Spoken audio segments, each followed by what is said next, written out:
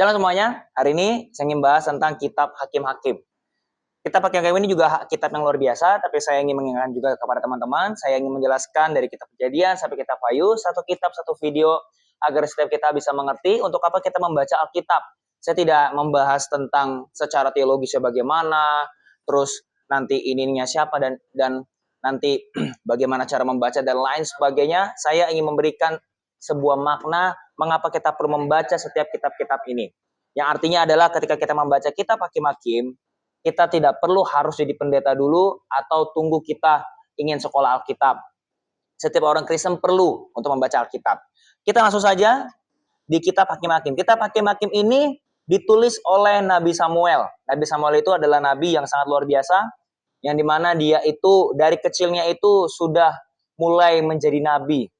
Karena dia itu sebagai orang nazirnya Tuhan. Karena dia punya mama, dia itu tidak bisa hamil. Dia minta kepada Tuhan, dia bernazar kepada Tuhan kalau dia punya anak, maka dia akan memberikan anaknya ini untuk melayani Tuhan sebagai full timer lah kalau zaman sekarang ini. Dan itu adalah Samuel. Nah, dari kitab Hakim-Hakim ini kita bisa belajar untuk apa sih kita baca kitab Hakim-Hakim. Sebelumnya kan kita baca, saya menjelaskan tentang kitab Yosua. Sekarang kitab Hakim-Hakim. Untuk apa kita belajar kitab Hakim-Hakim? Yang pertama itu adalah mengajarkan pentingnya kepemimpinan yang tegas dan takut akan Tuhan. Maksudnya begini, kalau teman-teman baca di Hakim-Hakim ini ada banyak sekali hakim-hakim. Namanya kitabnya aja udah Hakim-Hakim. Artinya ada banyak hakim-hakim di dalamnya. Dan kita bisa melihat berbagai karakter hakim-hakim yang dipakai oleh Tuhan. Dan dari sini kita bisa belajar bahwa pemimpin yang tegas dan takut akan Tuhan itu sebenarnya ada. Dan ini juga untuk sebagai anak-anak Tuhan yang sebagai pemimpin. Baik itu mungkin pemimpin dalam gereja, perusahaan, atau apapun itu yang kamu dipercayai di dalam area yang Tuhan percayakan di dalam dirimu. Jadilah tegas, jadilah orang yang takut akan Tuhan. Jadi pemimpinlah yang sungguh-sungguh dalam Tuhan. Jangan cuma hanya sekedar kita ditunjuk sebagai pemimpin, tapi kita tidak bisa jadi contoh di dalamnya. Atau enggak kita itu menjadi pemimpin yang mengiyakan ke semua orang. Tuhan ingin supaya kita itu menjalankan apa yang Dia mau. Yang artinya adalah setiap pemimpin itu ada tujuannya. Jadi bagi teman-teman, buku ini sangat luar biasa banget, kitab ini sangat luar biasa, agar kamu tuh belajar jadi pemimpin. Dan dari sini kita juga bisa belajar bahwa yang namanya pemimpin itu tidak ada yang sempurna. Karena kita bisa lihat hakim-hakim ini ada banyak sekali karakter yang Tuhan pakai. Karena idealis seorang pemimpin di dalam gereja atau sebagai anak Tuhan, itu adalah orang yang tegas dan takut akan Tuhan. Tapi pada faktanya, manusia itu tidak bisa selalu begitu.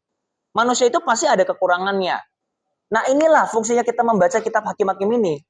Yang dimana kita percaya bahwa Tuhan kita itu dapat memenuhi idealis kita, tapi Tuhan juga dapat memenuhi minimalis kita. Sekalipun kita melihat pemimpin kita itu ada celahnya, atau dia tidak sempurna, minimal kita bisa melihat bahwa ada Tuhan Yesus dalam kehidupan kita. Kita bisa lihat contohnya seperti Nabi Musa lah, kita ambil contoh. Misalnya si Nabi Musa itu kan sangat luar biasa. Bahkan orang Israel pun mengagumi dia. Tapi ketika dia meninggal, masih ingatlah bangsa Israel itu bahwa mereka mempunyai Tuhan. Demikian juga sama dalam kehidupan kita. Kalau kita sudah mau kehilangan figur kita, baik itu mungkin di dalam keluarga, mungkin kita punya orang tua atau apapun itu, kita bisa aja salah. Kita bisa saja udah murung. Karena apa? Oh, papaku sudah pergi, papaku sudah meninggal, mamaku sudah meninggal. Karena dialah figurnya kamu. Atau mungkin keluarga yang lain. Tapi ingatlah masih ada harapan, yaitu Tuhan Yesus sendiri.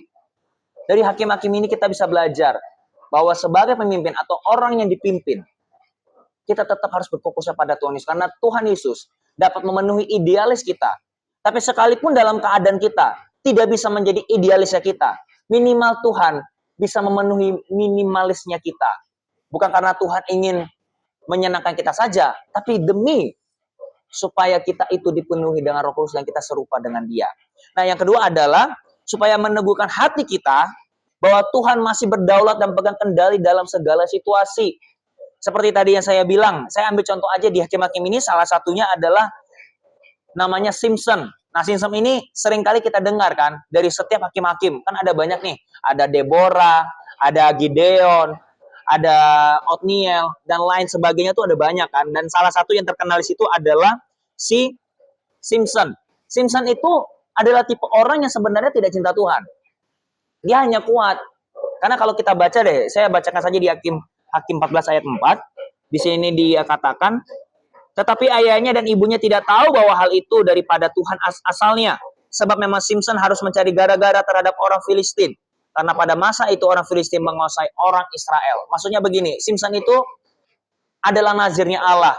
Dia itu sudah ibaratnya tuh sudah ditakdirkan bahwa dia ini akan dipakai Tuhan dengan luar biasa. Tapi masalahnya, Simpson itu nggak cinta Tuhan. Simpson itu hanya ibaratnya kalau zaman sekarang itu dia hanya sekedar orang Kristen, tapi nggak sungguh-sungguh. Nah, tapi dia itu memang dipilih Tuhan untuk menjadi hakim-hakim. Tuhan, dan di sini dikatakan bahwa itu asalnya daripada Tuhan, itu bukan berarti Tuhan setuju dengan segala perbuatannya Simpson. Tapi karena Tuhan mengizinkan, sama seperti sekarang dalam hidup kita ini. Kalau kita baca hakim-hakim, kita bisa melihat bahwa tidak semua yang Tuhan, yang semuanya terjadi itu berasal daripada Tuhan. Maksudnya itu bukan keinginan hatinya Tuhan, tapi itu atas izinnya Tuhan. Demikian juga kita. Jadi kalau kita misalnya melakukan sesuatu atau misalnya di luar sana ada orang berdosa terus-menerus, tapi dia tidak melakukan firman Tuhan, tapi dia malah makin menjadi-jadi, itu bukan berarti Tuhan tidak berkuasa, bukan berarti Tuhan setuju dengan orang itu, tetapi Tuhan mengizinkan orang itu. Dan ada berbagai banyak alasan kenapa Tuhan izinkan itu. Entahkah pertama memang Tuhan kasih dia kesempatan buat untuk bertobat, entahkah nanti agar supaya orang itu bisa melihat bahwa Tuhan masih baik, atau enggak karena orang itu masih dipakai oleh Tuhan karena untuk orang banyak. Termasuk Simpson. Simpson ini, kenapa Tuhan masih izinkan dia? Karena satu, karena Tuhan berbelas kasihan kepada bangsa Israel. Karena pada saat itu, bangsa Israel sedang dijajah oleh bangsa Filistin. Jadi Tuhan tidak tahan melihat penderitaan umatnya. Jadi dibangkitkanlah orang-orang ini. Nah, untuk kamu semua, kalau kamu membaca kitab Hakim-Hakim, baik kamu pemimpin atau bukan pemimpin, belajarlah untuk percaya kepada Tuhan. Belajarlah untuk percaya kepada pemimpinmu. Sekalipun pemimpinmu itu tidak sempurna, tapi dia itu dipilih Tuhan.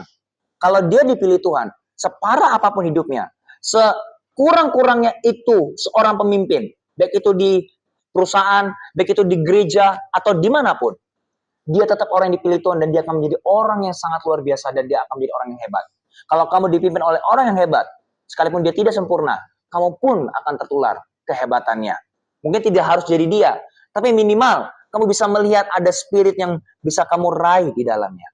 Jadi dari sini kita bisa belajar, dari kita pakai hakim ini. Yang pertama itu tadi apa? Mengajarkan betapa pentingnya kepemimpinan yang tegas dan takut akan Tuhan. Kamu sebagai pemimpin, belajarlah takut akan Tuhan dan jadilah tegas. Jangan semuanya diiya-iyakan.